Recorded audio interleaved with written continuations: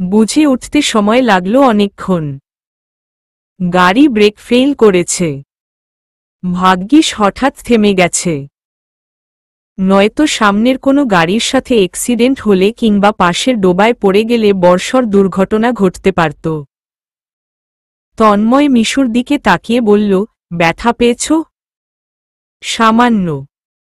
এটা ব্যাপার না, কিন্তু এখন কি হবে? সুপারভাইজার এসে জানালো অনেক সময় লাগবে ঠিক করতে। এমনিতেই সন্ধে নেমে এসেছে। যদি এতক্ষণ সময় লাগে তাহলে বাসায় পৌঁছাতে অনেক রাত হয়ে যাবে। মিশুর মুখটা ছোট্ট একটু হয়ে গেছে। বারবার মেঘালয়কে বলেছিল সাথে আসার জন্য, কিন্তু মেঘালয় এলো না। এত রাতে একা একা যাওয়াটাও রিস্কি হয়ে যাবে। বাস থেকে নেমে রাস্তায় দাঁড়িয়ে রইল দুজনে। বাসের মেরামত চলছে। মিশু নিষ্পলকভাবে তাকিয়ে আছে রাস্তার দিকে।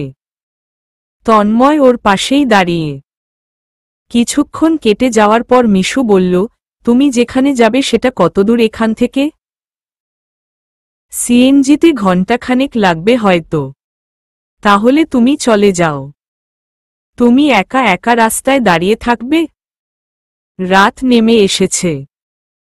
আমিও বরং থাকি, তোমাকে বাসে তুলে দিয়ে তারপর চলে যাব। মিশু কিছু বলল না।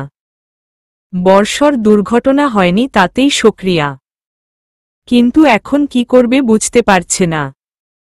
গাড়ি এমন একটা জায়গায় দাঁড় করিয়েছে যেখানে কোনো দোকানও নেই। খুব টেনশন বাড়ছে মিশুর। তন্ময় বলল, তোমাকে অন্য একটা বাসে তুলে দিই, তুমি চলে যাও। মিশু একবার ওর দিকে তাকিয়ে কিছু বলল না। ভালো লাগছে না ওর। মেঘালয়কে কল দিয়ে জানালো কিরকম সমস্যায় পড়েছে। কথাগুলো শুনে টেনশন ওরও বেড়ে যাচ্ছিল, কিন্তু তন্ময় পাশে থাকায় কিছুটা ভরসা পাচ্ছে। মেঘালয় মিশুকে বলল ফোনটা তন্ময়ের কানে দিতে। তন্ময় রিসিভ করে বলল, হ্যালো ভাই তন্ময়, তুমি মিশুকে বাসা পর্যন্ত রেখে আসতে পারবে না? পারব, কিন্তু অনেক রাত হয়ে যাবে, আমি আবার অত রাতে ফিরতে পারব না। মিশুর বাবা মায়ের মুখোমুখি হতে চাচ্ছিলাম না। ওকে একা পাঠাতে চাইছিলাম না।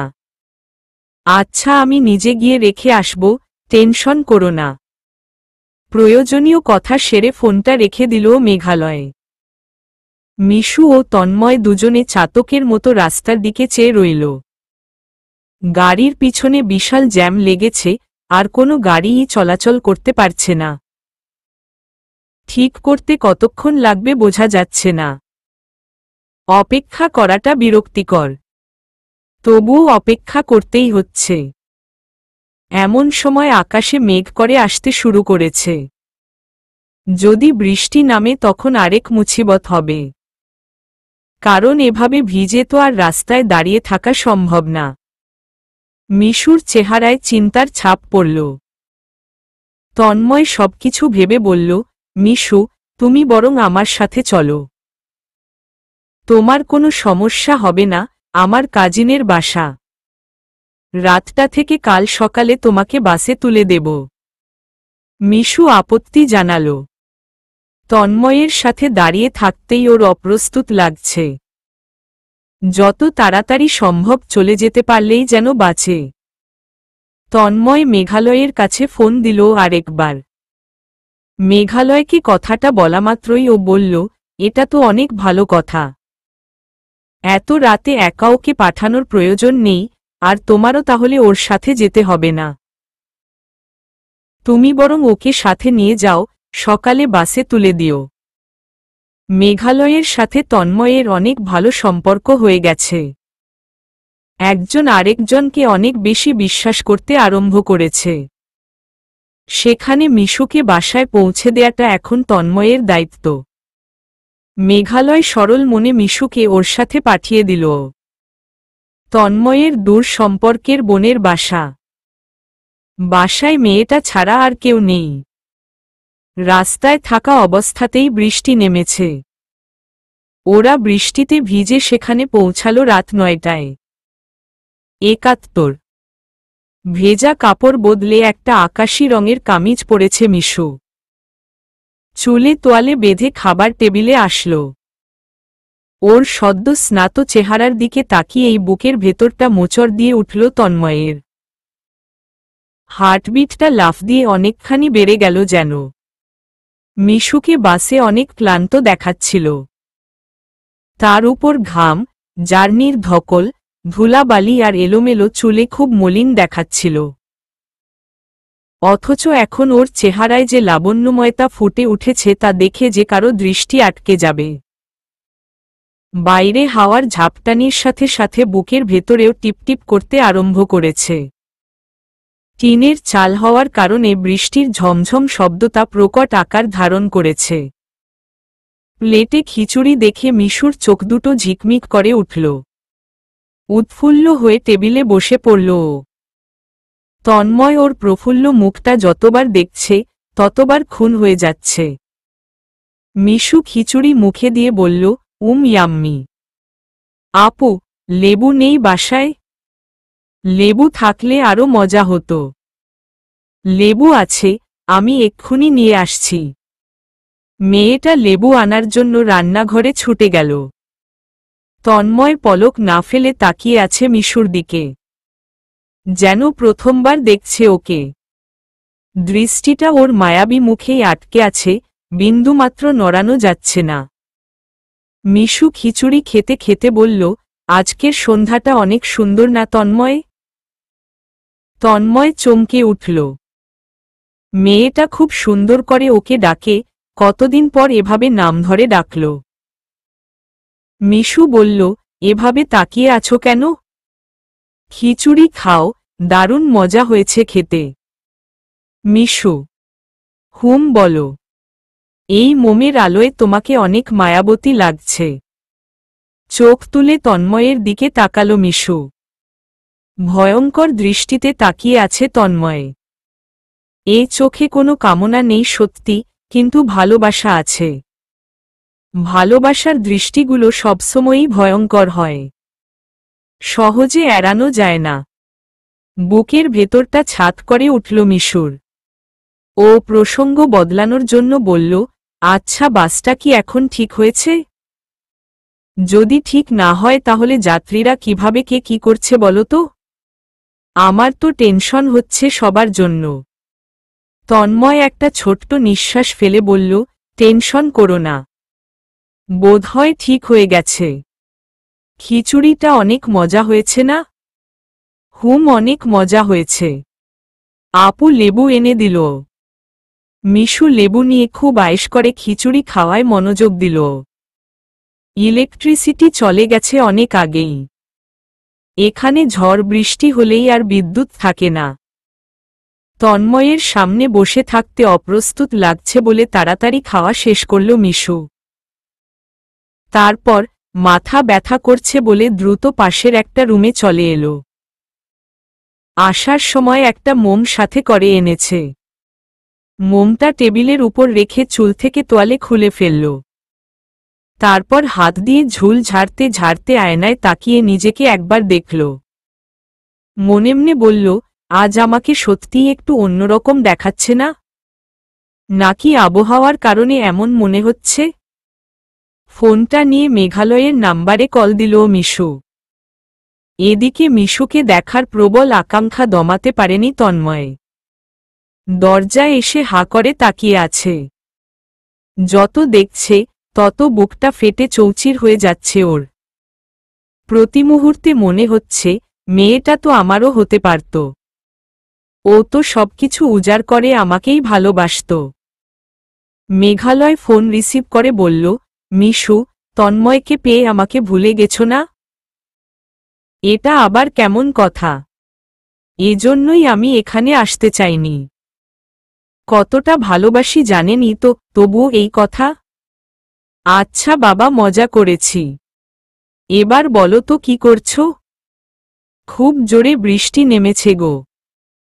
চুলগুলো ভেজা বলে বেশি রোমান্টিক ফিল করছি। বাবা গো, তাই নাকি? অনেক রোমান্টিক ওয়েদার। চারিদিক অনেক নিস্তব্ধ, শুধু টিনের চালে ঝমঝম বৃষ্টির শব্দ শোনা যায়। আমাকে মিস করছো না? শুধুই কি মিস? আপনার জন্য রীতিমতো আমার কান্না পাচ্ছে। টেবিলের উপর মোম জ্বলছে। তার সামনে নিচু হয়ে এসে কথা বলছিল মিশু। মুখটা ক্রমশ উজ্জ্বল হয়ে উঠছিল। ওর লাজরানা মুখটা দেখে তন্ময়ের ভেতরে এমন সব প্রতিক্রিয়া হচ্ছে যা বলে বোঝানো সম্ভব না। ছেলেটা গলাকাটা পশুর মতো ছটফট করছে শুধু। বৃষ্টির শব্দের কারণে মিশুর কথা কানে আসছে না। অজান্তেই কি বলছে শোনার জন্য কাছে এগিয়ে এলো তন্ময়। মিশু উঠে এসে দেয়ালে হেলান দিয়ে দাঁড়াল। মেঘালয়ের কথা শুনতে শুনতে অন্যরকম অনুভূতি কাজ করতে শুরু করেছে ওর। দেয়ালে হেলান দিয়ে একটা পায়ের উপর ভর দিয়ে দাঁড়াল ও। তারপর মেঘালয়কে বলল, আমার একদমই ভালো লাগছে না। বিয়ের প্রোগ্রামটা তাড়াতাড়ি হচ্ছে না কেন? সব সময় আপনাকে আমার কাছে কাছে রাখব। এই তো পাগলি, আর 2 দিন ধৈর্য ধরো। শুনুন, আমি কিন্তু আপনাকে ছাড়া একটা মুহূর্ত একা থাকতে পারবো না বলে দিচ্ছি। আপনি যদি বিজনেসের কাজে দূরে কোথাও 3 দিনের জন্য যান, সেখানেও আমাকে নিয়ে যেতে হবে বলে দিলাম। ওরে পাগলিটা রে, 3 দিনের জন্য গেলেও নিয়ে যাব? হ্যাঁ, নিয়ে যেতে হবে। এখন একটু কাছে আসুন তো। এখন কিভাবে কাছে আসব? মিশু চোখ দুটো বন্ধ করে ফেলল। এদিকে তন্ময় আরও কাছে চলে এলো ওর। মিশুর কথা শোনার জন্য উদ্গ্রীব হয়ে আছে তন্ময়। মিশু ফোনে বলল, মনেমনে কাছে আসুন। আমার না আপনাকে খুব জড়িয়ে ধরে থাকতে ইচ্ছে করছে। শুধু জড়িয়ে থাকা না, আপনার উপরে উঠে খামচি কামড়াকামড়ি করতে ইচ্ছে করছে। শক্ত করে ঝাপটে ধরে আপনার শরীরটা খামচি দিয়ে দিয়ে একেবারে শেষ করে দিতাম। ওরে পাগলিটা, এভাবে বললে আমি থাকতে পারবো না রে। আর তো মাত্র 2 দিন, ধৈর্য ধরো। এরপর দেখব কেমন পারো। উফ অফ। বাসর রাতে আপনাকে কামড় দিয়ে দিয়ে মেরাই ফেলবো আমি। আমার না ভীষণ অস্থির অস্থির লাগছে। বুঝতে পারছি রে। এত কাছে পাওয়ার পর কি এভাবে দূরে থাকা যায় বলো? উহু, যায় না। এরপর আর কখনো আমি আপনাকে দূরে যেতে দিবই না যে। এই মেঘমনি। হুম বাবুই পাখি, বলো। আমার না আপনাকে দেখতে ইচ্ছে করছে খুব। জড়িয়ে ধরে থাকতে ইচ্ছে করছে। আপনার কোলে বসে থাকতে ইচ্ছে করছে খুব খুব খুব। আর বলিস না রে, কষ্ট হচ্ছে আমার। মিশুর চোখ বেয়ে 1 ফোঁটা জল গড়িয়ে পড়ল। ও আর্দ্র কণ্ঠে বলল, প্রচণ্ড মিস করছি মেঘমনি। আমাকে তাড়াতাড়ি নিয়ে যান না আপনার কাছে। আপনার থেকে দূরে থাকতে পারবো না আমি। নিয়ে যান না তাড়াতাড়ি। এভাবে ডাকলে কিন্তু এই রাতেই গাড়ি নিয়ে বেরিয়ে পড়ব। না না, এত রাতে এমন পাগলামি করতে হবে না। আমি ধৈর্য ধরে লক্ষ্মী মেয়ে হয়ে যাচ্ছি। তন্ময় মিশুর সামনে দাঁড়িয়ে কথাগুলো শুনতে শুনতে ক্ষোভে, ক্রোধে আগুন হয়ে উঠছে। মিশুকে এখনো প্রচণ্ড ভালোবাসে ও। আর মিশু অন্য একজনকে এভাবে ভালোবাসবে সেটা কিভাবে সহ্য হবে ওর? এতটা রাগ হচ্ছে যে সবকিছু ভেঙে ফেলতে ইচ্ছে করছে। না পারছে কাউকে বলতে, না পারছে সহ্য করতে। শুধু দগ্ধ হচ্ছে ক্রমশই। মিশু বলল, এখন এই লক্ষ্মী মেয়েটাকে একটু জড়িয়ে ধরুন তো। জড়িয়ে ধরে এই মেঘমনি, আমার না প্রচণ্ড চুমু খেতে ইচ্ছে করছে। ক্ষোভে, হিংসায় শরীরটা কাঁপছে তন্ময়ের। এমনিতেই অন্ধকার রাত, তার উপর ঝড় বৃষ্টি। মিশুর মুখে অন্য কারো জন্য এমন ভালোবাসা সহ্য করতে পারছে না তন্ময়। আরও কাছে এগিয়ে এসে খপ করে মিশুর কোমরে হাত দিয়ে চেপে ধরে ওকে কাছে টেনে নিল। ঘটনার আকস্মিকতায় জ্ঞানশূন্য হওয়ার মতো অবস্থা মিশুর। হাত থেকে পড়ে গেল মোবাইলটা। ভয়ে চোখ দুটো বিস্ফারিত হয়ে উঠল। গলাটা শুকিয়ে গেল মিশুর। গলা দিয়ে একটা অস্ফুট আওয়াজ বেরিয়ে এলো, শুধু তুমি। তন্ময়ের চোখে প্রতিহিংসার আগুন। আগুন চোখে বলল, তোমাকে আমি অন্য কারো হতে দিতে পারব না। আমার সহ্য হচ্ছে না। মিশু রেগে বলল, আমি তো অন্য কারো হয়েই গেছি, আর কি হতে দেবে না? ছাড়ো আমাকে। তন্ময় মুখটা আরো কাছে এনে বলল, কিচ্ছু জানি না। আজ থেকে তোমাকে আমি আর কারো হতে দিচ্ছি না। মিশু গায়ের সমস্ত জোর দিয়ে নিজেকে ছাড়ানোর চেষ্টা করে বলল, আমাকে ছাড়ো। তুমি পাগল হয়ে গেছ। ছাড়ব কেন? তোমার না চুমু খেতে ইচ্ছে করছে? আমি আমার স্বামীকে বলেছি। মেঘালয় আমার স্বামী, আমার সবকিছু। মিশুকে ছেড়ে দিয়ে ঠাস করে ওর গালে একটা থাপ্পড় বসিয়ে দিল তন্ময়। ভয় কাঁপতে কাঁপতে গাল ধরে বিছানার উপর বসে পড়ল মিশু। তন্ময় আরো কাছে এসে ওর সামনে দাঁড়াল। ফোনটা বেজে চলেছে অনেকক্ষণ ধরে। মেঝে থেকে ফোনটা তুলে কল রিসিভ করার সাহসটাও পাচ্ছে না মিশু। ফোনের দিকে তাকিয়ে দেখল মেঘালয় কল করেই যাচ্ছে। মিশু নিচু হয়ে ফোনটা তোলার চেষ্টা করতেই তন্ময় আগে তুলে নিল সেটা। তারপর খুব জোরে দেয়ালে আছাড় মারতেই স্ক্রিন ফেটে নিচে পড়ে গেল। ভয়ে আতকে উঠল মিশু। কদিন আগেই মেঘালয় কিনে দিয়েছে ফোনটা। চোখের সামনে এভাবে ভেঙে ফেলল। মিশুর বাকরুদ্ধ হওয়ার মতো অবস্থা। এমন সময় তন্ময়ের ফোন বেজে উঠল। মেঘালয় ফোন করেছে। তন্ময় ফোনটা সাইলেন্ট করে রেখে বলল, ওর কল ধরা যাবে না। কল দিতেই থাকুক। মিশু চেঁচিয়ে ডাকল, আপু, এই আপু। মিশুর মুখটা চেপে ধরে তন্ময় বলল, চেঁচাবা না। একদম চিল্লাচিল্লি করবা না। মিশুর মুখটা চেপে ধরে রেখেছে তন্ময়ে। এদিকে তন্ময়ের ফোনে বারবার কল দিয়ে যাচ্ছে মেঘালয়ে। ফোনের দিকে আর চোখে তাকিয়ে কেঁদে ফেলল মিশু। আজকে ও অনেক অসহায়, এই অসহায় অবস্থা থেকে আদৌ পরিত্রাণ পাবে কিনা জানে না। দুচোখ বেয়ে অঝোর ধারায় জল গড়াতে লাগল। এতটা মানসিক চাপ নিতে না পেরে জ্ঞান হারিয়ে তন্ময়ের হাতেই পড়ে গেল মিশু। মিশুকে বিছানায় শুয়ে দিয়ে আগে নিজেকে সামলে নিল তন্ময়। তারপর মেঘালয়ের নাম্বারে কল দিল। মেঘালয় রিসিভ করেই উদ্বিগ্ন স্বরে বলল, হ্যালো, হ্যালো। হ্যাঁ ভাই বলো। এতবার ফোন করেছ যে? আমার ফোন ভাইব্রেট করা ছিল, আমি আমার বোনের সাথে গল্প করছিলাম। মিশুর নাম্বার বন্ধ কেন? মিশু কোথায়? ও তো পাশের রুমে শুয়ে পড়েছে। ওর ফোনে মেবি চার্জ নেই। আমি আমার ফোনটা ওকে দিয়ে আসছি এক্ষুনি, টেনশন করো না। মেঘালয় যেন হাফ ছেড়ে বাঁচল। এখনই কি যে টেনশন শুরু হয়ে গিয়েছিল। মেয়েটাকে একা পাঠানোই উচিত হয়নি। তন্ময়কে ধন্যবাদ জানিয়ে ফোন রাখল মেঘালয়। সাথে সাথে মনে মনে প্রতিজ্ঞা করল আর ভুলেও কোনো দিনও মিশুকে একা ছাড়বে না। পাগলিটাকে সবসময় সাথে সাথেই রাখবে। ফোন বন্ধ হওয়াতে নিশ্চয় এখন গাল ফুলিয়ে বসে আছে। এদিকে তন্ময় নিজের ফোনটা সাইলেন্ট করে রাখল। তারপর এক গ্লাস পানি এনে হালকা পানির ছিটা দিল মিশুর মুখে। চমকে উঠে চোখ মেলল মিশু। এখনো চোখে মুখে ভয়ের ছাপ। তন্ময়কে দেখে চিৎকার না করে বরং ধীরে সুস্থে উঠে বসল। তারপর ঠান্ডা গলায় বলল, কি চাচ্ছ তুমি এখন? তোমাকে। আমাকে না, আমার শরীরটাকে?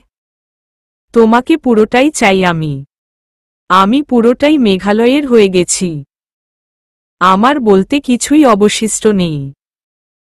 তুমি আমাকে চাইলে বড়জোর রেপ করতে পারবে, এরও বেশি কিছুই পাবে না, কিন্তু ভালোবাসাকে কখনো ধর্ষণ করা যায় না তন্ময়। মিশু উত্তেজিত হওয়ার বদৌলতে ঠান্ডা মেজাজে কথাগুলো বলে গেল। এতক্ষণ সেন্সলেস হয়ে কি স্বপ্ন দেখল নাকি মেয়েটা? বিন্দুমাত্র ভয়ের রেশ চেহারায় নেই। ভরকে গিয়ে তন্ময় তাকিয়ে রইল ওর দিকে। মিশু বলল, আমার খুব শরীর খারাপ লাগছে, আবার হয়তো মাথা ঘুরে পড়ে যাব। তোমার সাথে এই ব্যাপারগুলো খোলাখুলিভাবে শেয়ার করা দরকার। এখন তুমি আসলে কি চাইছো? আমি তোমাকেই চাই মিশু। তোমার সাথে আজীবন থাকতে চাই, তোমার ভালোবাসা নিয়ে থাকতে চাই। ভালোবাসা এভাবে পাওয়া যায়? বরং আজকের পর থেকে তোমার প্রতি যে ভালোবাসাটুকু ছিল সেটাও ঘৃণায় পরিণত হয়েছে। যেদিন বটি নিয়ে তোমাকে মারতে গিয়েছিলাম, সেদিন কাজটা সম্পন্ন করাই বোধহয় ভালো ছিল। মিশুর কাছে এগিয়ে আসলো তন্ময়। কাছে এসে ওর মুখটা দুহাতে ধরার চেষ্টা করল। মিশু বাধাও দিলও না, চিৎকারও করল না, বরং এগিয়ে এসে বলল, মুখ ধরতে চাচ্ছ? ধরো। তুমি আসলে কতটা নিম্নশ্রেণীর পশু আমিও আজকে সেটাই দেখব। তন্ময় মিশুর মুখটা ধরে বলল, মিশু আমাকে ভুল বুঝো না, আমি তোমাকে ভালোবাসি। দেখো তুমিও তো আমাকে ভালোবাসো। আমার টানে রংপুর থেকে ঢাকায় ছুটে গিয়েছিলে তুমি। আমরা কত স্বপ্ন দেখতাম তাই না? মাঝখানে আমার লাইফে যা যা হয়েছে, এক্সিডেন্ট ভেবে ভুলে যাচ্ছি আমি। তুমিও বিয়েটাকে একটা দুঃস্বপ্ন ভেবে ভুলে যাও না। তুমি আমি দুজন মিলে একটা সুন্দর জীবন সাজাই। মিশু হাসার চেষ্টা করে বলল, যখন তাড়িয়ে দিয়েছিলে তখন কেন বোঝোনি যে ভুল করছো? মেঘালয়ের সাথে আমার আকাশ পাতাল ব্যবধান। আমরা কেউই কাউকে চিনতাম না, তবুও বিয়েটা হয়েছে বলে সে আমাকে নিয়েই থাকতে চাইছে। আমি অনেকবার বলেছিলাম ডিভোর্স হোক আমাদের, কিন্তু মেঘ সেটা হতে দেয়নি। একটার পর একটা ঝামেলা সব এক হাতে সামলেছে। ফেরেশতার মতো মানুষ পেয়েছি একটা, তাকে ছাড়ার কথা চিন্তা করা যায়? তন্ময় মিশুর মুখটা ছেড়ে দিয়ে বলল, ওর সাথে মাত্র কয়েকদিনের সম্পর্ক, সেখানে আমাদের অনেক দিনের রিলেশনশিপ। আমাকে ওর চেয়ে তুমি বেশি ভালোবাসতে, ওকে ছেড়ে আমার কাছে আসা যায় না। মিশু সহজ হওয়ার চেষ্টা করল। ও তন্ময়কে দীর্ঘদিন ধরে চেনে, আর যাই করুক অন্তত জোরপূর্বক কিছু করবে না এটা নিশ্চিত। সেই ভরসাতেই ঠান্ডা মাথায় কথা বলার চেষ্টা করল। বিছানায় হেলান দিয়ে বসে বলল, তুমি এতটা অকৃতজ্ঞ কিভাবে হতে পারলে তন্ময়? আজকে বিশ্বাস করে মেঘালয় আমাকে তোমার সাথে পাঠিয়েছে। সেই বিশ্বাসের ঘরে আগুন ধরিয়ে দিয়েছ তুমি। এতটাও নিচু হতে পারে কেউ? এই তন্ময়কে আমি কখনোই ভালোবাসিনি। ভালোবাসাকে সম্মান করতে পারাটা যার ধাতে নেই। তন্ময় কোনো উত্তর খুঁজে না পেয়ে বলল, আমি কিছু বুঝি না মিশু। আমি অনেক নিঃসঙ্গ, আমার পাশে তোমাকে দরকার। মিশু বলল, সব দরকারকে পেতেই হবে এমন তো কথা নেই। আমি পুরোপুরি মেঘালয়ের। তবুও তোমার সৌভাগ্য যে এত কিছুর পরও সেই মেঘালয়ই দুজন নার্স রেখে তোমার সেবা করেছে। দুদিন পরপর নিজে ছুটে গেছে তোমাকে দেখতে। এত অসম্মান, এত কিছু মাথায় নিয়েও ছেলেটা বারবার ছুটে গেছে। তুমি নাকি ওর বন্ধু হয়ে গেছ? এই মানুষটাকে কিভাবে ঠকানো যায় তন্ময়? তন্ময় মিশুর কাছাকাছি এসে বলল, আমার মাথা খারাপ হয়ে গেছে মিশু। সব দিক থেকে এত প্রেশার আমি জাস্ট নিতে পারছি না আর। তোমাকে হারানোটা আমার জীবনটাকে এলোমেলো করে দিয়েছে। বাবা মাকে হারিয়েছি, সব হারিয়েছি। আমার জীবনের কিছুই অবশিষ্ট নেই। তবুও যখন তোমাকে দেখি, মনে হয় এই মেয়েটা তো আমার হতে পারত। তুমি আমার হলে আমার জীবনটা এরকম নাও হতে পারত। তখনই মাথাটা খারাপ হয়ে যায়। ন্যায় অন্যায় সবকিছু ভুলে কেবল তোমাকেই পেতে চাই। তোমাকে পাওয়ার জন্য পৃথিবীর সবচেয়ে নিকৃষ্ট মানুষটাও আমি হতে রাজি। বাহ! যখন আমাকে অপমান করে তাড়িয়ে দিয়েছিলে? আমি গাইয়া, আমি আনস্মার্ট, তোমার সাথে আমার যায় না। কত কি রাস্তায় পড়ে পড়ে কেঁদেছি আমি। এখন তোমার পা ধরব মিশু? তুমি আমার পা ধরার ও যোগ্যতা রাখোনি তন্ময়। তোমার সাথে ভালো করে কথা বলছি, এটা মেঘালয়ের আদর্শকে ধারণ করেছি বলে। নয়তো কোনো দিনও আমি পারতাম না তোমার সাথে কথা বলতে। মিশু, সবই বুঝলাম, কিন্তু মেঘালয়কে ছেড়ে কোনোভাবেই কি আমার কাছে আসা যায় না? মিশু দৃঢ় কণ্ঠে বলল, না। আমি মেঘালয়কে ভালোবাসি। তুমি একটু আগে যেটা করেছ, সেটার জন্য আমি কখনো তোমাকে ক্ষমা করতে পারব না।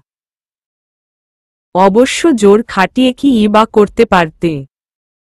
ধর্ষণ করলে করতে। করে কি পেতে? আমার ঘৃণা ছাড়া কিছুই পেতে না। আমাকে খুন করে ফেললেও তোমার লাভ নেই। হয়তো সাময়িক আনন্দ পেতে, কিন্তু একদিন তোমার মস্তিষ্ক ঠিকই তোমাকে শাস্তি দিত। প্রকৃতি কখনো প্রতিশোধ নিতে ছাড় দেয় না। মিশু, তুমি তো আমাকে চেনো। আমি কোনো বাজে ছেলে নই। আমি এসব রেপ টেপ কখনো করতাম না। আমি জানি তুমি বাজে ছেলে নও। কিন্তু তোমাদেরকে কখনো বিশ্বাস করা যায় না, বুঝলে? কখন কোনো পৈশাচিক রূপ বেরিয়ে আসে বোঝা মুশকিল। মিশু, আমি জানি বারবার খারাপ কিছু করেছি, কিন্তু সবটাই তোমাকে পাবার জন্য। এভাবে পাওয়া যায় না, জানো না সেটা?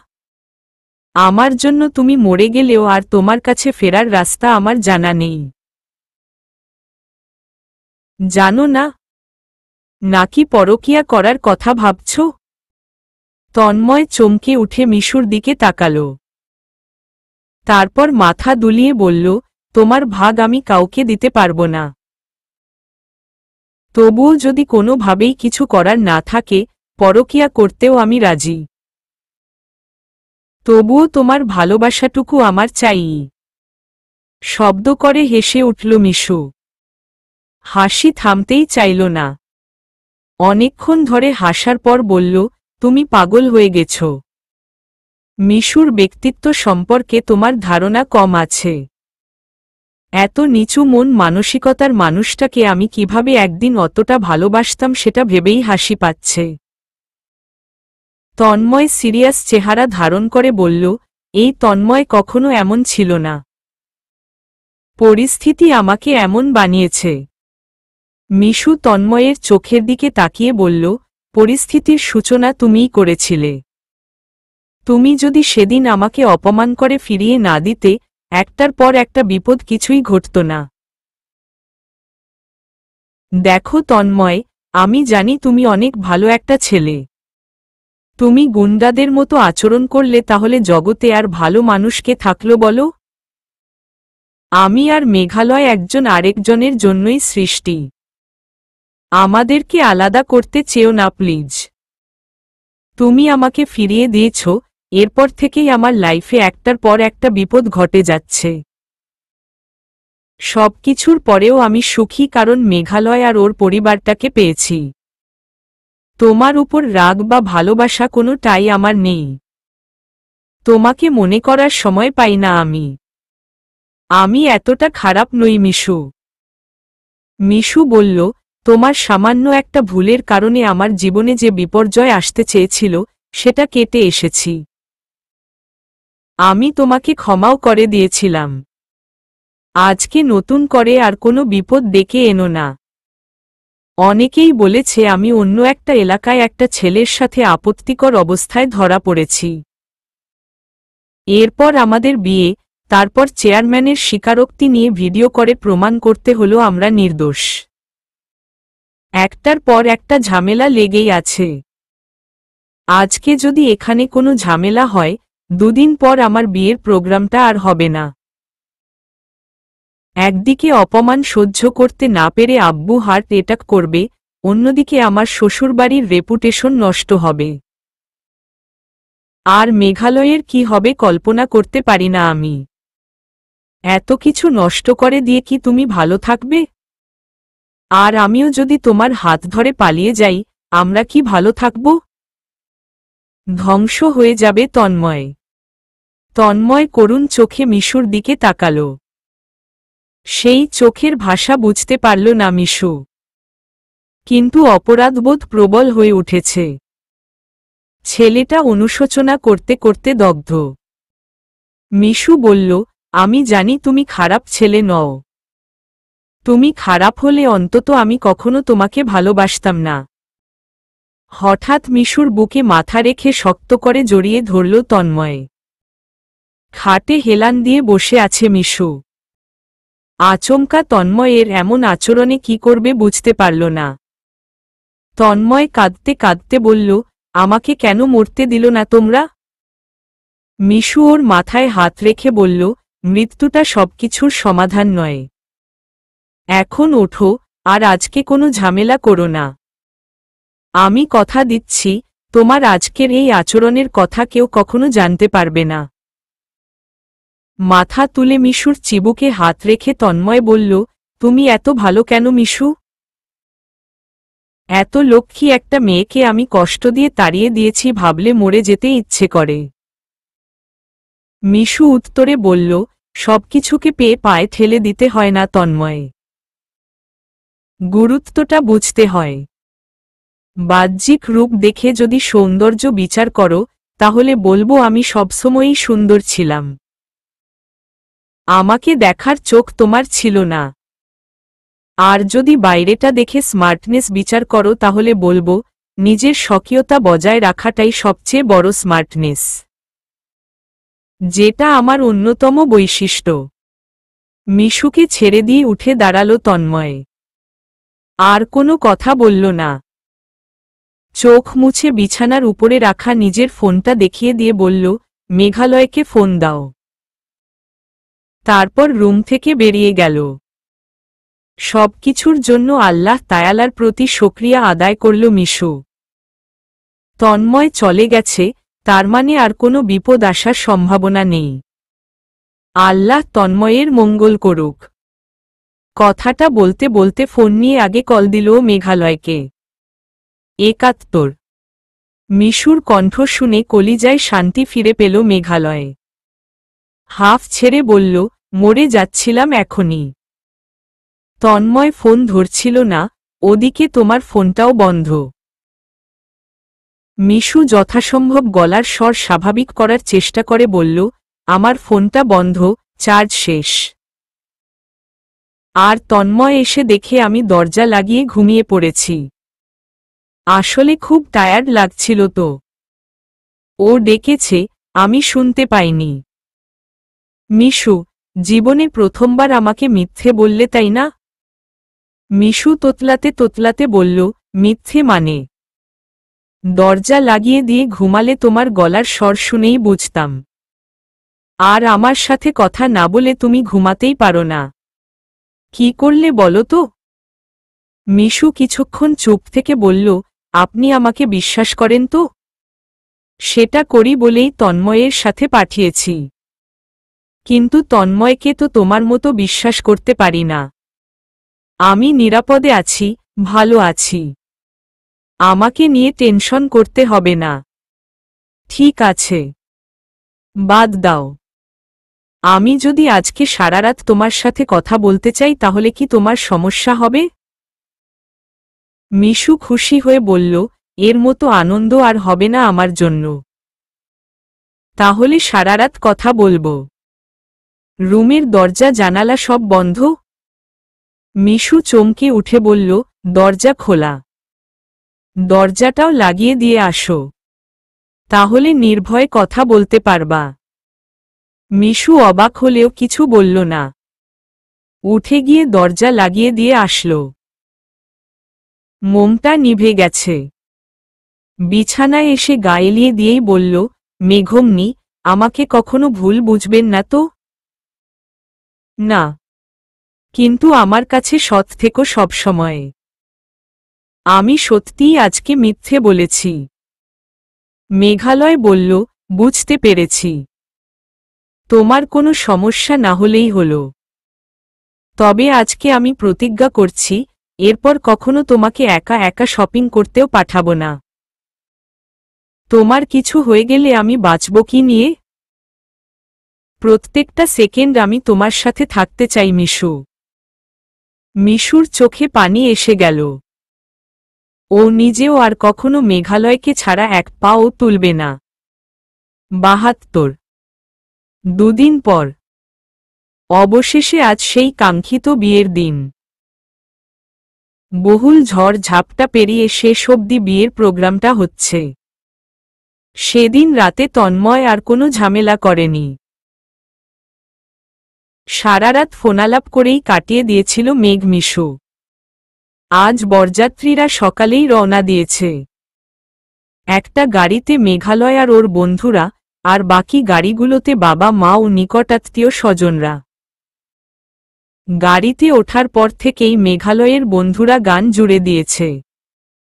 মাঝে মাঝে সবাই মিলে তুমুল হাসি ঠাট্টাও চলছে। মেঘালয় অধীর আগ্রহে অপেক্ষা করছে মিশুকে দেখার জন্য। আজকের রাতটা ওর জীবনের একটা শ্রেষ্ঠ রাত হবে। সারাদিন শেষে সন্ধ্যায় বরযাত্রীরা এসে পৌঁছল বিয়েবাড়িতে। বর এসেছে শব্দটা শোনামাত্র মিশুর পুরো শরীর কাঁপতে শুরু করেছে।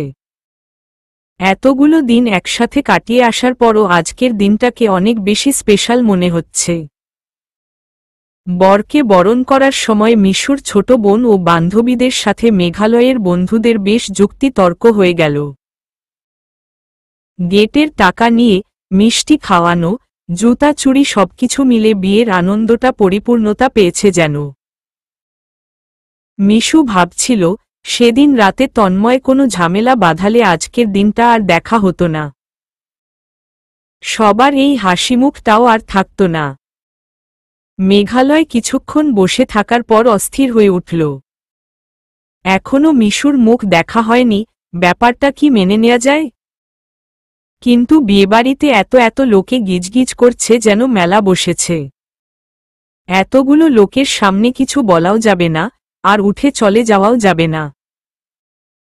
ও মনে প্রতিজ্ঞা করল একেবারে বাসর ঘরে ঢুকেই আজ বউয়ের মুখ দেখবে, তার আগে নয়। অতঃপর মেঘালয়ের বাবা মা ও আত্মীয় স্বজনের সামনে আরেকবার বিয়ে পড়ানো হল। মিশুকে মেঘালয়ের পাশে বসিয়ে রাখা হল টানা ৩ ঘণ্টা। সবাই মিলে একসাথে খাওয়া দাওয়া, ফটোশ্যুট, সবার সাথে কুশলাদি বিনিময় সহ সব আনুষ্ঠানিকতা সম্পন্ন হল। মিশু একবার মেঘালয়ের পাঞ্জাবি খামচে ধরে বলল, আমার দিকে তাকাচ্ছ না কেন? বাসর ঘরে ঢুকে ঘোমটা তুলে দেখব বলে। কথাটা শোনার পর বড় ঘোমটা টেনে রেখেছে মিশু। আজকে কি যে শান্তি লাগছে। মনে হচ্ছে পৃথিবীতে স্বর্গসুখ নেমে এসেছে। আজকের পর থেকে প্রত্যেকটা সেকেন্ড মেঘালয়কে সাথে সাথে রাখবে ও। ভালোবাসার অন্য এক রাজ্য সৃষ্টি করবে। বন্ধুদের হাসি ঠাট্টা, বিভিন্ন শাস্ত্র পালন সবকিছু শেষ করে মিশুকে বাসর ঘরে রেখে যাওয়া হল। মিশুর রুমে বাসর ঘর সাজানো হয়েছে।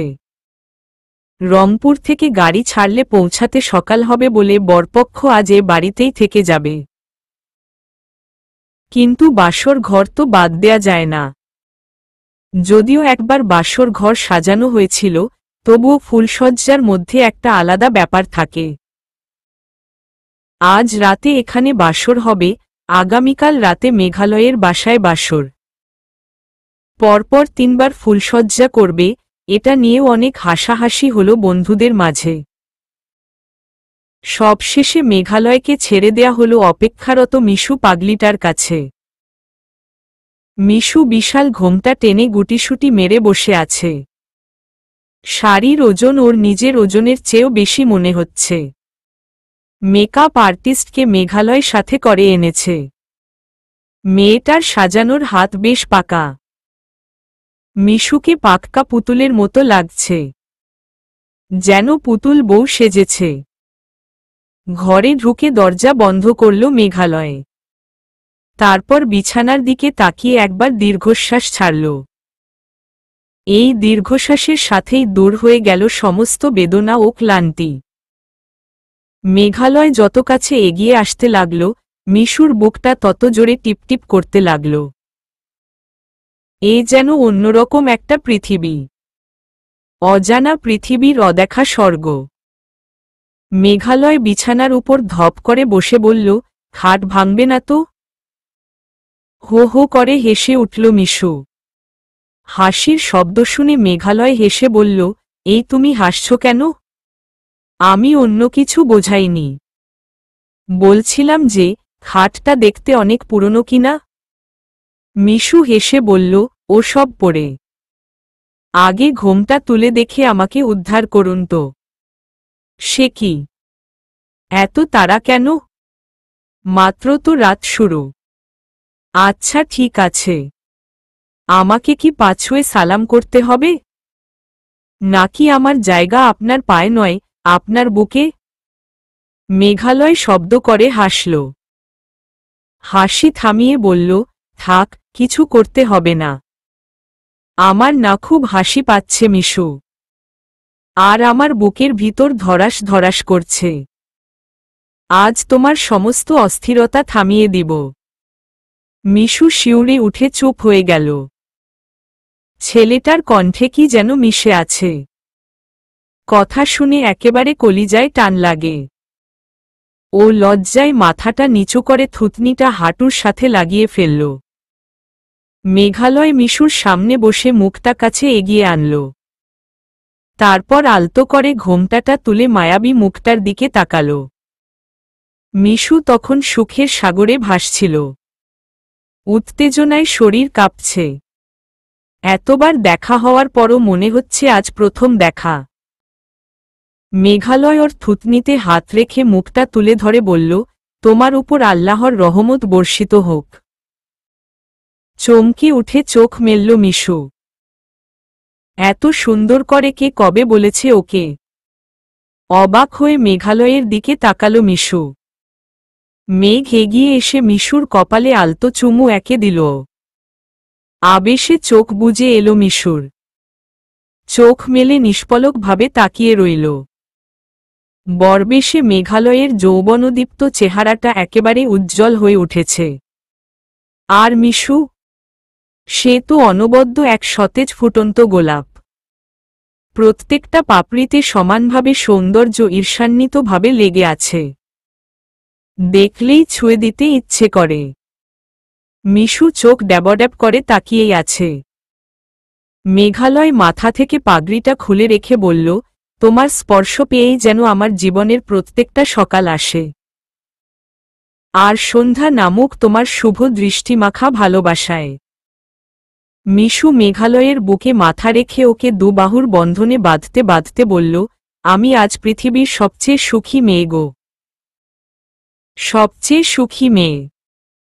আমি ধন্য তোমার সুখের কারণ হতে পেরে। আজীবন যেন আমাদের ভালোবাসা অটুট থাকে। মিশু, তোমাকে কিছু কথা বলার আছে। পোশাক বদলে ফ্রেশ হয়ে আসবে চলো। এত তাড়াতাড়ি? আর কিছুক্ষণ বউ সেজে বসে থাকি? মেঘালয় মুচকি হেসে বলল, আচ্ছা থাকো। আমার ইচ্ছে করছে এমন পুতুলটাকে কলিজার ভেতরে ঢুকিয়ে ফেলতে। আরও শক্ত করে আমাকে ধরে রাখো মেঘমনি, খুব শক্ত করে। কোনো ঝড় যেন আমাদের আলাদা করতে না পারে। আর আলাদা হব না রে পাগলি। এই বুকের পশমে তোমার ঘর বানাচ্ছি, সেখানে ঢুকে বসে থাকো। কেউ খুঁজে পাবে না তোমাকে। অনেকক্ষণ মেঘালয়ের বুকে মাথা রেখে বসে রইল মিশু। দুজনেই চোখ বন্ধ করে এক অনাস্বাদিত সুখের স্বর্গ অনুসন্ধান করে নিল। প্রিয় মানুষটাকে বুকে জড়িয়ে রাখাতেই অনাবিল স্বাচ্ছন্দ্য। আর প্রিয়জনের বুকে মাথা রাখলেই মনে হয় আমি এই মুহূর্তে পৃথিবীর সবচেয়ে নিরাপদ স্থানে আছি। এত প্রশান্তি এই বুকে। মিশুর সমস্ত গয়না খুলে দিল মেঘালয়ে। এরপর ছেড়ে দিয়ে বলল, ফ্রেশ হয়ে আসো। মিশু শাওয়ার নিয়ে একটা লাল টকটকে সুতি শাড়ি পরল। ওর স্নিগ্ধ চেহারায় লাল ব্লাউজ আর আঁচলে মিশে প্রাণবন্ত হয়ে উঠেছে। পরিপূর্ণা নারী মনে হচ্ছে ওকে। ভেজা চুলগুলো মুছতে মুছতে রুমে এসে বসল। মেঘালয় একবার তাকিয়ে মুচকি হেসে বলল, সাংঘাতিক রকমের রূপবতী লাগছে। মিশু কিছু বলল না। মেঘালয় 2 মিনিটের মধ্যেই গোসল সেরে সতেজ হয়ে এলো। ওর রোমশ ভেজা বুকের দিকে ফ্যালফ্যাল করে তাকাতেই মেঘালয় বলল, 2 কাপ চা বানিয়ে আনি, বসো। মিশু ভ্যাবাচ্যাকা খেয়ে গেল। এই মুহূর্তে চা দিয়ে হবেটা কি? এত রাতে ওনার আবার চায়ের তেষ্টা পেয়েছে? কোনো বর বাসর রাতে চা বানাতে গিয়েছে? তাও আবার শ্বশুরবাড়িতে? মেঘালয় গায়ে একটা পাঞ্জাবি পরে রান্নাঘরে গিয়ে ঢুকল। বসার ঘরে বসে থাকা লোকজনরা সবাই হাঁ করে দেখছিল। মজার ব্যাপার হচ্ছে তাদের মধ্যে মেঘালয়ের বাপ ও শ্বশুর দুজনেই আছেন। ওনারা গল্প করছিলেন। জামাই এত রাতে বউকে রেখে রান্নাঘরে কেন যায় সেটা ভেবে কয়েকজন মহিলা কৌতূহলী হয়ে তাকাচ্ছিলেন। সায়ান ও পূর্ব ছুটে এসে রান্নাঘরে ঢুকল। পূর্ব বলল, দোস্ত তুমি কি হাঁসের ডিম সেদ্ধ করতে এসেছ? তোর মাথা। হারামিরা সুযোগ পেলে জব্দ করতে ছাড়ো না, তাই না? বন্ধু তো। কোনো হেল্প লাগবে বাবু? জি না, আমরা সুখী দম্পতি। সায়ান ও পূর্ব মাথা ঝাঁকাল। এর উপরে আর জবাব হয় না। 2 বন্ধু হা হয়ে দেখল মেঘালয় চা বানাচ্ছে। ওরা সেটা ভিডিও করতে করতে হাসছিল। মেঘালয় ট্রেতে করে কয়েক কাপ চা নিয়ে সোজা বসার ঘরে এলো। 1 কাপ ওর শ্বশুরের দিকে এগিয়ে দিয়ে বলল, আব্বু চা খান। মিশুর বাবা অবাক হয়ে হাত বাড়িয়ে চায়ের কাপ নিলেন। কৌতূহল দমাতে না পেরে জিজ্ঞেস করেই বসলেন, মিশু কি ঘুমিয়ে পড়েছে বাবা? না আব্বু, দুজনে গল্প করব, সাথে চা হলে মন্দ কি? সায়ান ও পূর্ব হেসে ফেলল। মেঘালয় আরেক কাপ চা ওর বাবার হাতে দিয়ে বলল, নাও খাও। পূর্ব বলল, আঙ্কেল, চা খেয়ে আপনার ছেলের জন্য দোয়া করবেন। মেঘু যেন ওর বাপের মতোই একজন বাপ হতে পারে। হেসে উঠল সবাই। মেঘালয় বলল, মিশুর মতো একজন মাই আমার সন্তানের জন্য যথেষ্ট। কথাটা বলে সোজা রুমে চলে গেল। কিন্তু অনেকক্ষণ কেউ কোনো কথা বলতে পারলেন না। দারুণ একটা জবাব দিয়েছে মেঘালয়। স্ত্রীর সম্মান বাড়াতে ওর তুলনা হয় না। 73। মেঘালয় রুমে এসে দেখল মিশু বিছানায় হেলান দিয়ে বসে আছে। স্নিগ্ধতা ভর করেছে ওর পুরো শরীরে। মেয়েটা হুট করেই কেমন বড় হয়ে গেল না? মুগ্ধতায় ডুবে গেল মেঘালয়। মিশু চায়ের কাপ হাতে নিয়ে প্রসন্ন হাসি দিয়ে বলল, থ্যাংক ইউ। মেঘালয় চায়ের কাপে চুমুক দিতে দিতে বলল, মিশু, বাসর রাতটা আমার কাছে অনেক স্পেশাল। এটা শুধুমাত্র দুজন মানুষের শরীর মিলিত হবার রাত নয়, দুটো আত্মা মিশে যায় এ রাতে। দুটো দেহ মিলে একটা আত্মা হয়, দুটো শরীর একই আত্মায় বাস করে। এ রাতে বাকি জীবনের স্বপ্নগুলোর প্রস্তুতি শুরু হয়, দুজন মানুষের স্বপ্ন এক হয়ে একটা শক্তিশালী স্পৃহা তৈরি হয়। বিয়ে মানুষের লাইফ শেষ করে না, বরং বিয়েতে জীবনটা নতুনভাবে শুরু হয়। বিয়ের পূর্বের জীবনের প্রতি আমাদের সবসময় হাত থাকে না, সেটা বাবা মায়ের ইচ্ছে মতো চলে। কিন্তু বিয়ের পরের লাইফে তুমি আমি যেভাবে চাইব, ঠিক সেভাবেই চলবে। মিশু চায় চুমুক দেওয়ার বদলে মেঘালয়ের দিকে তাকিয়ে আছে। ছেলেটা এত সুন্দর করে কথা বলে কেন? মেঘালয়ের কথা শুনে চমকে উঠল, চা ভালো হয়নি? মিশু হেসে বলল, অনেক ভালো হয়েছে। আপনার কথাগুলো শুনতে ভালো লাগছিল। খেয়ে ফেলতে ইচ্ছে করছে, সেজন্যই চা করে আনলাম। চায়ের সাথে আমার কথাগুলোকেও গিলে খেয়ে ফেল। মিশু মুচকি হাসল। মেঘালয় আবারও চায় চুমুক দিয়ে বলল, ফুলসজ্জা মানে কিছু অব্যক্ত অনুভূতির প্রকাশ, কিছু এলোমেলো স্বপ্নকে একত্রিত করা। আমার কিছু স্বপ্ন আছে, সেসবই বলবো তোমাকে। চাটা শেষ করো। মিশু চায়ের কাপ রেখে বলল, শেষ। এখন খুব চাঙা লাগছে। মেঘালয় টেবিলের কাছে গিয়ে মিশুকে ডেকে বলল, এখানে আসো। মিশু শাড়ি তুলে ধরে মেঘালয়ের সামনে গিয়ে দাঁড়াল। মেঘালয় চায়ের কাপ দুটো ওর হাতে দিয়ে বলল, এগুলো ধুয়ে রান্নাঘরে রেখে আসো। এখনই? হ্যাঁ। তোমার ক্লাস এখন থেকেই শুরু হোক। এর মোরাল হচ্ছে, সবসময় দুজন দুজনকে কাজে হেল্প করব। আর দ্বিতীয়ত, কোনো কাজ পড়ে করার জন্য ফেলে রাখবা না। যখনকার কাজ তখন করবা। মিশু ফ্যালফ্যাল করে তাকালো, কিছু বলল না। চায়ের কাপ রান্নাঘরে রেখে রুমে আসল। দরজায় পা দেয়া মাত্রই ওর হাত ধরে হেঁচকা টানে ভেতরে টেনে নিল মেঘালয়। দরজাটা এক হাতে লাগাতে লাগাতে মিশুকে দেয়ালে ঠেস দিয়ে দাঁড় করিয়ে দিল। দরজা আটকিয়ে দিয়ে মিশুর কোমরে হাত রেখে মৃদু চাপ দিয়ে ওকে উপরে তুলে ধরল। মিশু ভয়ে ভয়ে চোখে তাকানো মাত্র মেঘালয় ওর চুলের পিছনে মুঠো করে ধরে মুখটা এগিয়ে আনল। মিশু চোখ বন্ধ করা মাত্র মেঘালয় দুহাতে মুখটা ধরে মিশুর নিচের ঠোঁটে আলতো চুম্বনের ছোঁয়া লাগিয়ে দিল।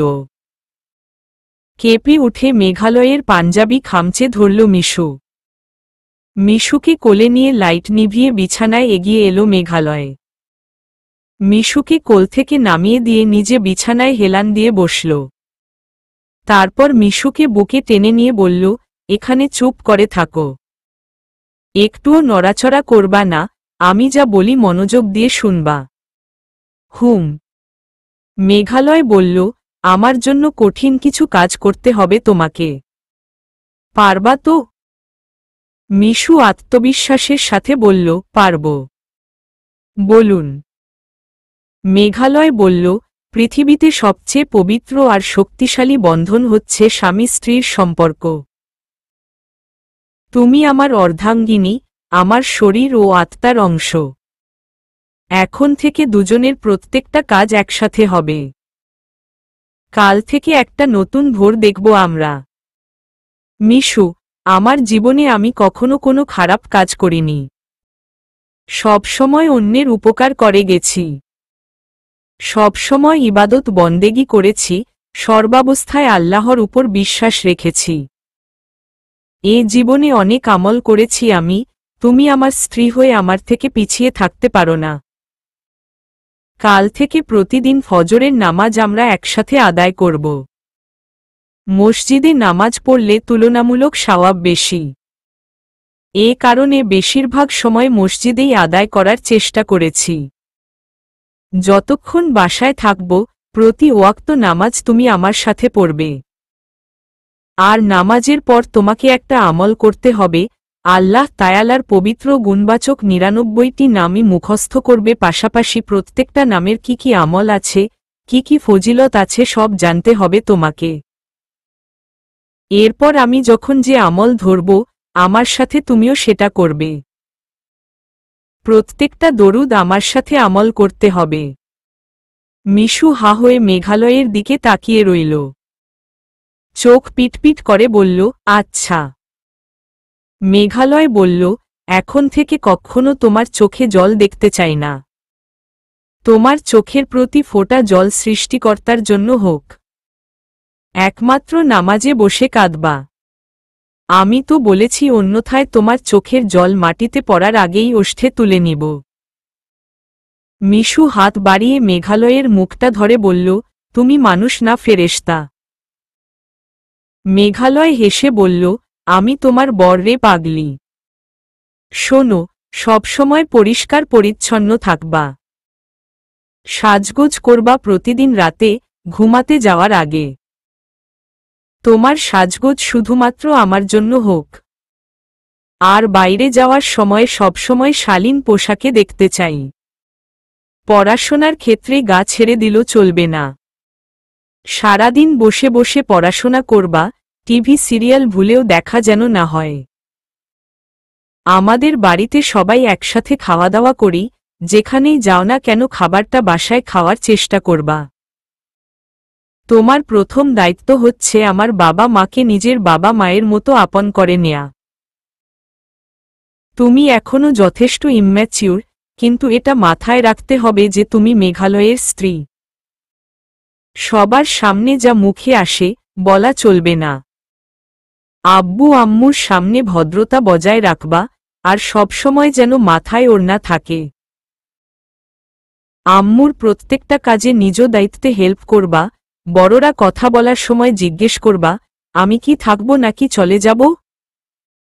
আর অবশ্যই যে কারো রুমে ঢোকার সময় অনুমতি নিয়ে ঢুকবা।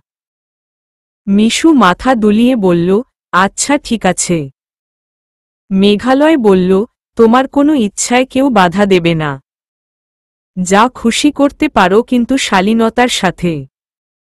সবার সাথে কথা বলার সময় শুধুমাত্র সেটাই বলবা যেটা প্রয়োজনীয়। অপ্রয়োজনীয় ব্যাপার নিয়ে আলোচনা করবা না। নিজের উন্নতির পিছনে এত সময় ব্যয় করবা যেন অন্যের সমালোচনা করার সময় অবশিষ্ট না থাকে। সবার সাথে হাসি মুখে কথা বলবা, আর যত উপরে ওঠ না কেন কখনো অহংকার করো না। অন্যের সাফল্য দেখে খুশি হবা, অন্যকে সবসময় অনুপ্রেরণা দিবা। একটু থেমে মেঘালয় বলল, আমার বিজনেসের ব্যাপারে মাথা ঘামাবা না। আমি যখন নিজে কিছু নিয়ে আলোচনা করব, মন দিয়ে শুনে তোমার মতামত দিবা। ব্যবসায়িক ঝামেলায় আমার মাথা গরম থাকলে তোমাকে দু একদিন সময় দিতে সমস্যা হবে। দেখা যাবে তোমার সাথে ভালোমত কথাও বলতে পারছি না। তখন কান্নাকাটি না করে আমার পাশে থাকবা, নিজেকে বোঝাবা আমি প্রচুর ঝামেলায় আছি। সবকিছু নিজের বুদ্ধি খাটিয়ে করার চেষ্টা করবা। বোকামি করলে শুধরে নিবা, ভুল করলে স্বীকার করবা। আর ইচ্ছাকৃতভাবে কোনো অন্যায় করবা না। মিশু চুপ করে শুনছে। মেঘালয় নিচু হয়ে এসে ওর ঠোঁটে একটা চুমু দিয়ে বলল, আর আমাকে বেশি বেশি ভালোবাসবা। মিশু শক্ত করে চেপে ধরল মেঘালয়কে। মনেমনে বলল, ভালোবাসি, প্রচণ্ড ভালোবাসি। এমন একটা মানুষকে ভালো না বেসে থাকা যায় না। ৭৪। অন্যরকমভাবে একটা নতুন সকালের সূচনা হল। বিয়েবাড়ির সবাই তখন ঘুমে। মিশু ও মেঘালয় নামাজ শেষ করে বাইরে হাঁটতে বের হল। স্নিগ্ধ সকালের ঠান্ডা পরিবেশে গ্রামটা ঘুরে এলো দুজন মিলে। বাসায় ফেরার সময় মেঘালয়ের বন্ধুদের সাথে দেখা। সবাই আড্ডা দিতে দিতে যখন বাসায় ফিরল, দেখল মিশুর বাবা ও মেঘালয়ের বাবা দুজনে মিলে জাল দিয়ে পুকুরে মাছ ধরছেন। খালি গায়ে লুঙ্গি বেঁধে দুজনেই নেমেছেন। পাড়ে বালতি হাতে দাঁড়িয়ে আছেন স্বয়ং বর্ষা আহমেদ। সবাই তো ডাক্তার আজকে বালতি নিয়ে মাছ ধরতে নেমে পড়েছেন, ভাবাই যায় না। সায়ান, আরাফ ও পূর্ব তিনজন এসে পুকুরে নামতে নামতে বলল, আমরাও মাছ ধরব। মিশুর বাবা বললেন, প্যান্ট পরে নেমো না। পূর্ব সাথেই বলল, তাহলে কি নেংটো হয়ে নামব? হেসে উঠল সবাই। আঙ্কেল ভ্যাবাচাকা খেয়ে বললেন, আমার লুঙ্গি দিচ্ছি, আমার মতো বেঁধে নেমে পড়ো।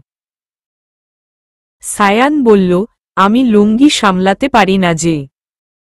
যদি পুকুরে লুঙ্গি হারিয়ে যায় তখন কিন্তু আমি দায়ী নই বাবা। সবাই আবারও হাসল। বাবা আর কিছু বললেন না। ছেলেগুলো যা দুষ্টু, পারা যায় না কারো সাথে। উনি মিতুকে বললেন কয়েকটা লুঙ্গি এনে দেওয়ার জন্য। মিতু বাসায় গিয়ে বাবা ও চাচাদের ব্যবহৃত কয়েকটা লুঙ্গি নিয়ে এলো। সবাই লুঙ্গি পরে খালি গা হয়ে নেমে পড়ল পুকুরে। ওদের দেখা দেখি মেঘালয়েরও ইচ্ছে করছে পুকুরে নামতে। সবাই মিলে জাল ফেলে মাছ ধরার আলাদা একটা আনন্দ আছে। নতুন জামাইয়ের মাছ ধরার দৃশ্যটা সবাই দেখতে আসবে সেটা চিন্তা করতে লাগল। তার চেয়েও বড় কথা বুকে পিঠে মিশুর আছড়ের দাগ থাকতে পারে। মেয়েটা যে পরিমাণে খামচি আর কামড় দেয়, তাতে অবস্থা বেহাল হয়ে যায় মেঘালয়ের।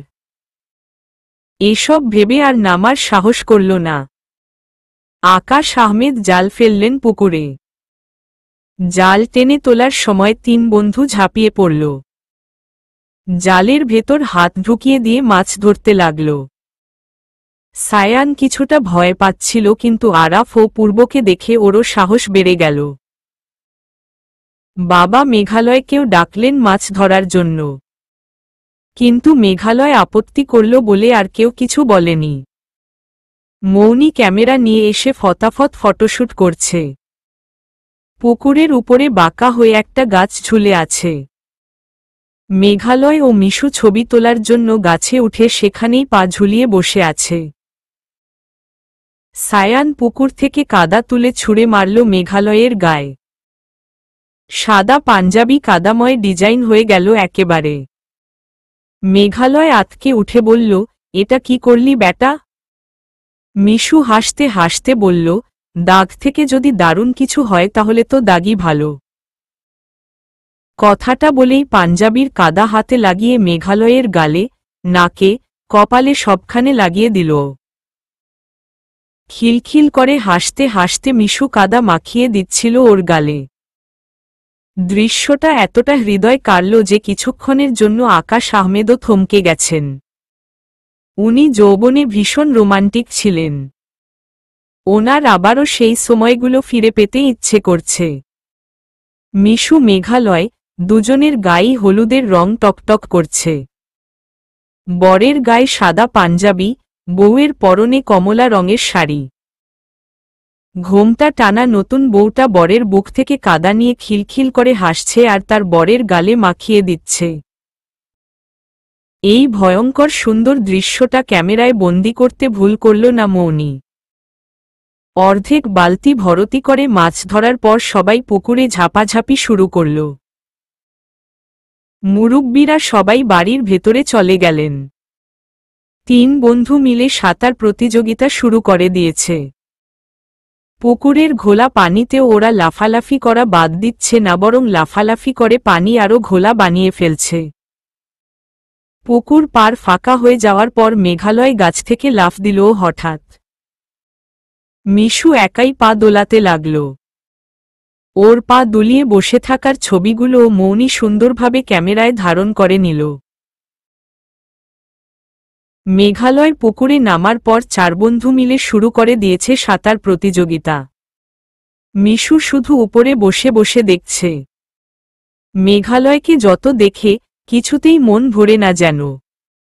অনেকক্ষণ সময় নিয়ে লাফালাফি করল ওরা। সবাই বাড়ির ভেতরে চলে গেছে। মেঘালয় পাঞ্জাবি খুলে সাঁতার শেষ করে আবার পাঞ্জাবি পরল। তারপর ওরাও চলে এলো বাড়িতে।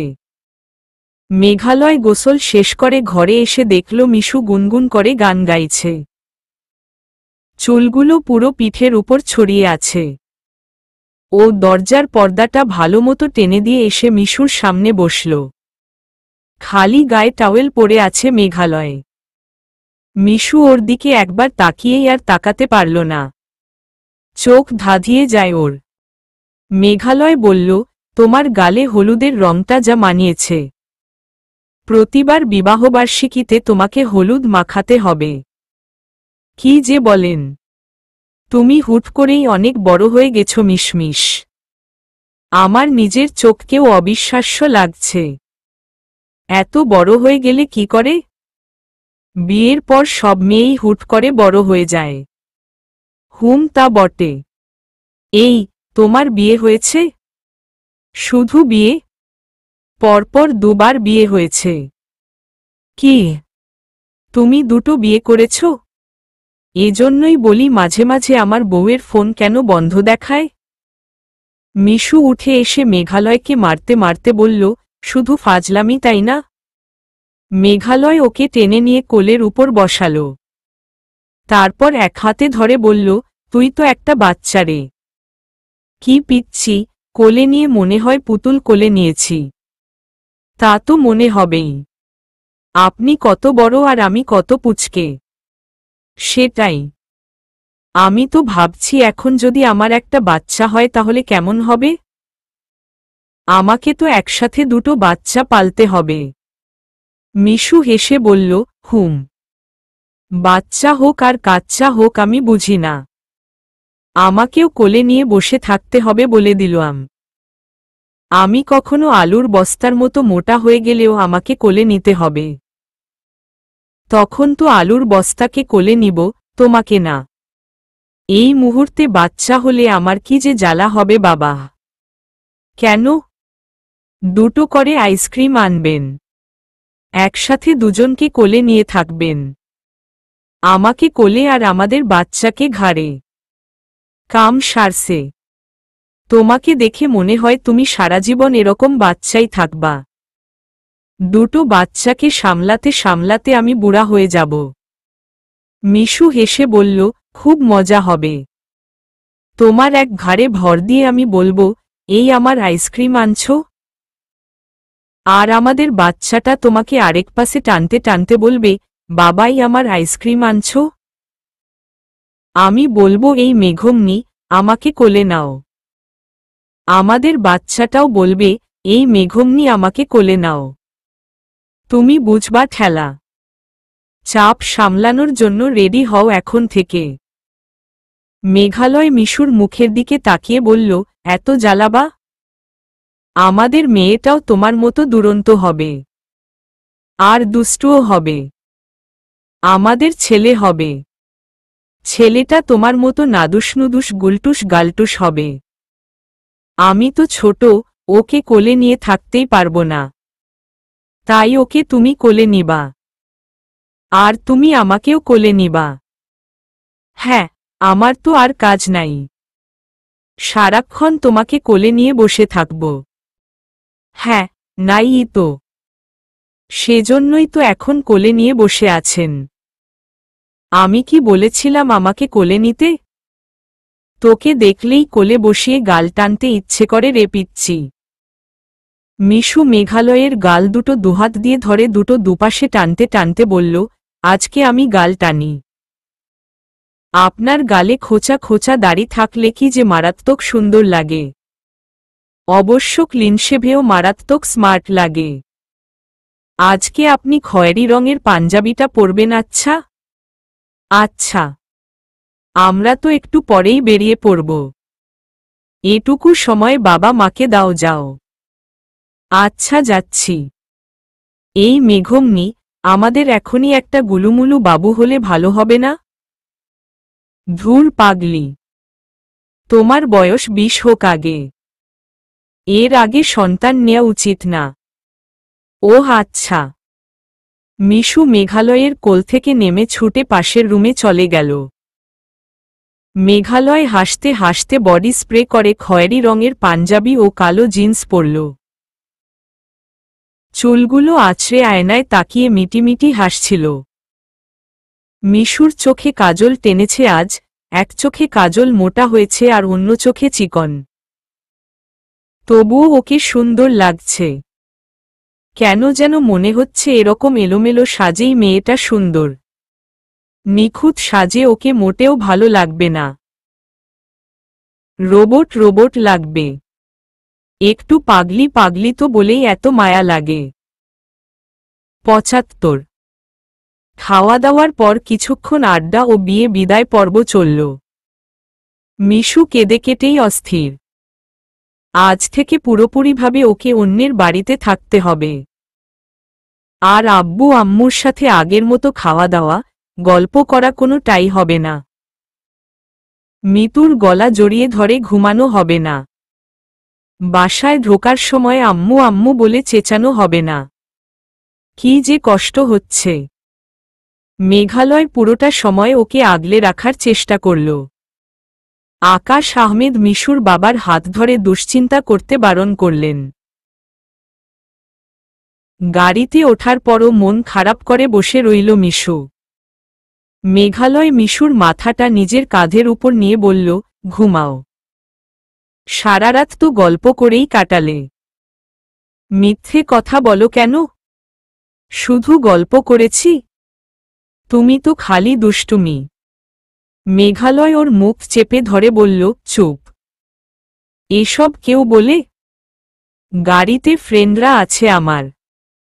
চুপ করে ঘুমাও। কোথায় কি বলতে হয় তাও জানে না। মিশু আর কথা বলল না। এমনিতেই খানিকক্ষণ আগে কেঁদেছে। এখন আবার মন খারাপ হচ্ছে। গাল ফুলিয়ে বসে রইল ও। মেঘালয়ের কাঁধ থেকে মাথা সরিয়ে সিটে হেলান দিয়ে চোখ বন্ধ করল। কিছুক্ষণ পর ঘুমিয়ে পড়লে নিজেই ঢলে পড়ল মেঘালয়ের বুকে। এসিটা বাড়িয়ে দিতে বলে মেঘ নিজেও ঘুমিয়ে পড়ল। ঘুম ভাঙার পর বাকি পথটা কয়েক বন্ধু মিলে হাসাহাসি করে কাটল। ঢাকায় পৌঁছে রেস্টুরেন্টে খেয়ে নিল সবাই। এরপর ক্লান্ত শরীরে বাসায় পৌঁছাতে 11টা বেজে গেল। বাসায় পৌঁছেই প্রত্যেকে ঘুমানোর প্রস্তুতি নিতে গেল। এদিকে মেঘালয়ের ঘরে ঢুকেই মিশুর চোখ চড়কগাছ। এত সুন্দর করে বাসর ঘর সাজানো হয়েছে যে কিছুক্ষণ চোখের পলক আটকে যায়। আজকে আবার বাসর। ঘুম বলে কি আদৌ কিছু হবে না? মেঘালয় দরজা লাগিয়ে দিয়ে বলল, চলো গোসল করে ঘুমাবো, অনেক টায়ার্ড লাগছে। শিওর আপনি ঘুমাবেন?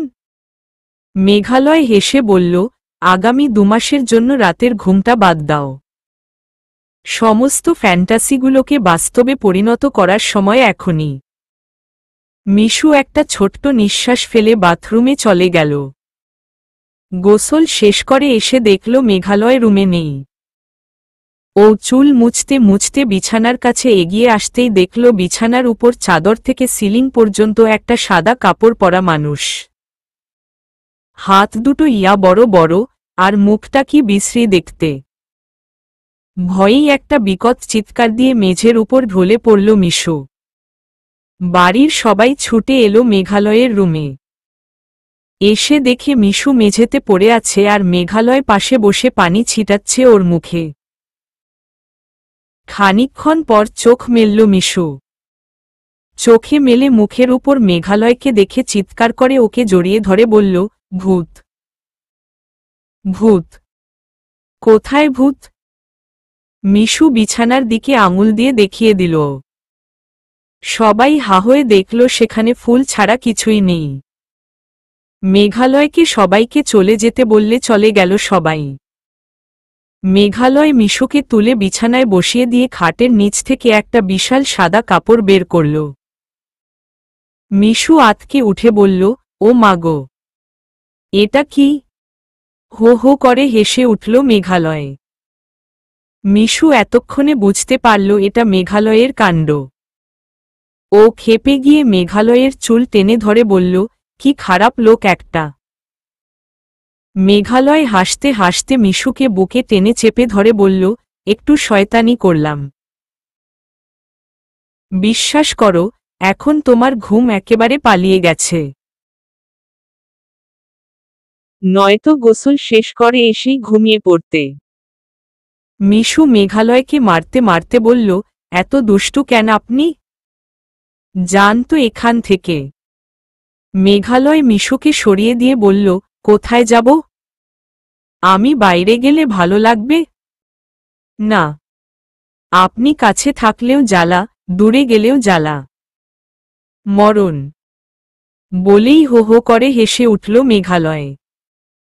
মিশু হাসবে নাকি রাগ করবে বুঝতে পারল না। মেঘালয়ের হাসি দেখে ওর সব রাগ ক্ষোভ হাওয়াই মিঠাইয়ের মতো উড়ে উড়ে হাওয়ায় মিলিয়ে গেল। চলবে।